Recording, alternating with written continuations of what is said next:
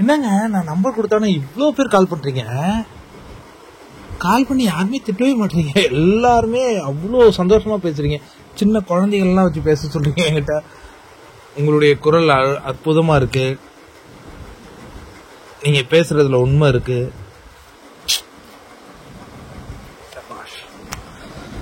Apart இந்த வீடியோக்கு வருவாங்க. கண்ணாடியை பத்தி பேசுறது எவ்வளவு அற்புதமான நிகழ்வு தெரியுமா? அதுவும் பிக் பாஸ் ரொம்ப அழகா இதை கையாளுற.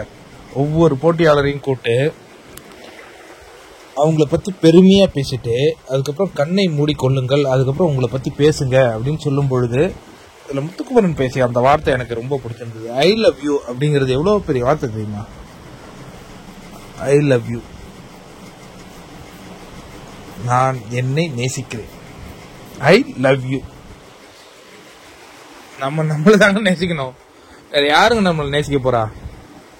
உலகத்துல எவ்வளோ பேர் வேணாலும் நம்மள நேசிக்கலாம், நேசிக்காத கூட போலாம், விமர்சனம் பண்ணலாம், காழ்ப்புணர்ச்சியுடன் பேசலாம், வன்மத்தை கூட கொட்டலாம். ஆனா என்ன நேசிக்கணும்ல, அதாங்க பெரிய விஷயம்.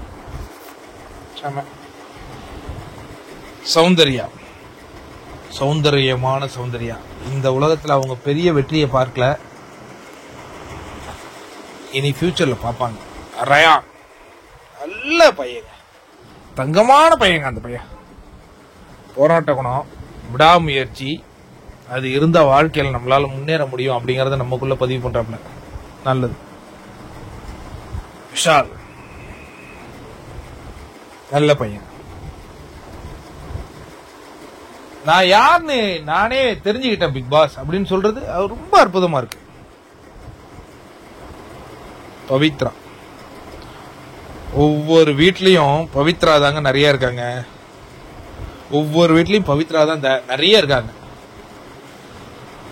நீ பாட்டம் 3 பொழுது பாட்டம் 5க்கு, பாட்டம் 5ல டாப் 5க்கு வர்றது பெரிய சாதனைங்க.